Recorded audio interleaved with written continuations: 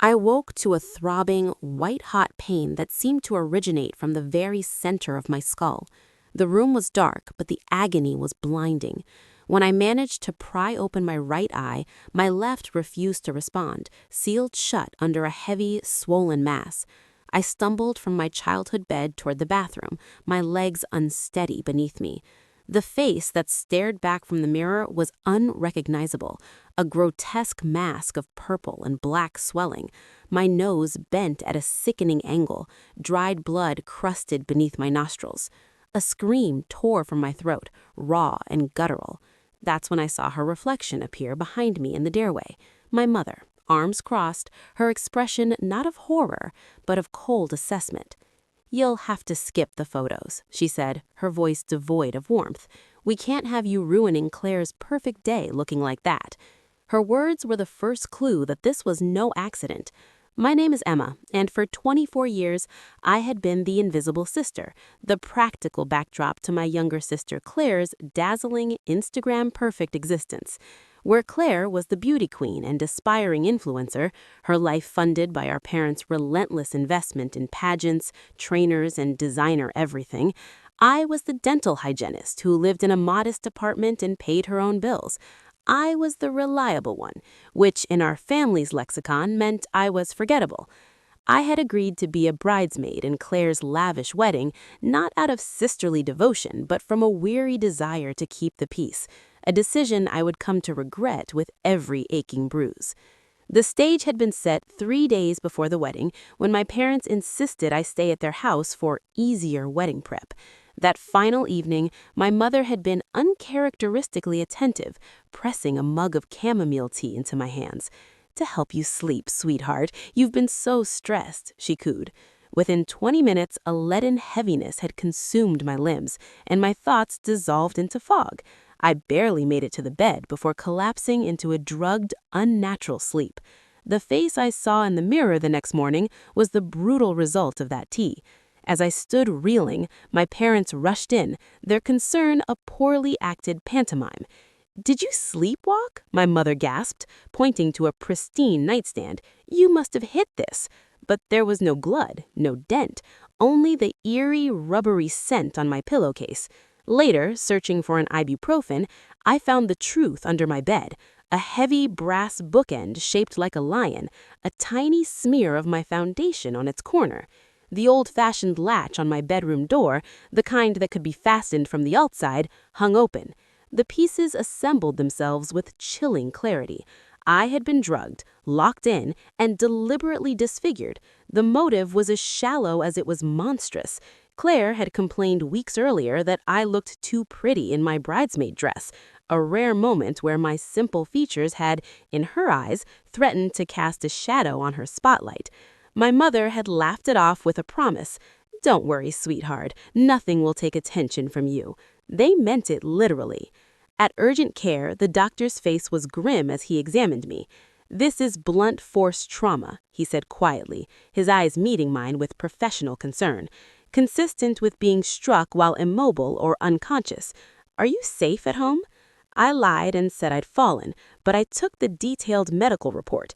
His diagnosis, injury inconsistent with described mechanism of fall, was my first piece of evidence. The rehearsal dinner that night was a study in public humiliation. My father announced to the room she had a little too much to drink and took a spill, painting me as the clumsy, unstable sister. Claire whispered loudly to her bridesmaids, "She's always been the messy one," her words a venomous garnish to the pitying stares. I sat through it in silence, my swollen face hidden behind sunglasses, collecting their cruelty like shards of glass. What my family didn't know was that their escalation had been predicted. For months, I had been seeing a therapist to cope with the lifelong dynamic of being the scapegoat. Narcissistic systems often escalate when they feel their narrative is threatened, she had warned. Heeding her advice, I had begun keeping a journal. Now I used that habit for a different purpose, building a case. I photographed my injuries from every angle. I documented the bookend, the outside latch, the lipstick-stained tea mug I retrieved from the kitchen trash. I secured copies of the medical report. The evidence was systematic and damning. I reached out to my cousin Daniel, a paralegal who had always seen through my parents' polished facade. Over coffee, he reviewed my file, his expression hardening. "This is assault, Emma. You have enough for a police report." But court wasn't my goal, it was truth. "Let them think they've won," Daniel suggested, a strategic glint in his eye. "Then show everyone who they really are." We organized everything, photos, timelines, documents, into a secure digital folder. "When you're ready," he said, "the truth is right here." The wedding day was a performance of normalcy I endured like a ghost. My mother glowed, never glancing my way. Claire issued polite commands. "Stay in the back, okay, for the photos." I nodded, playing my part, the bruised, compliant sister. At the reception, I watched them bask in their triumph, my mother telling sympathetic guests, "Emma's always been so careless. We worry about her." Claire gave a toast thanking everyone who made this day perfect, her eyes skating over me as if I were furniture. They were clinking glasses, celebrating not just a marriage, but their successful conspiracy. The true reckoning came afterward at my parents' house during the gift opening.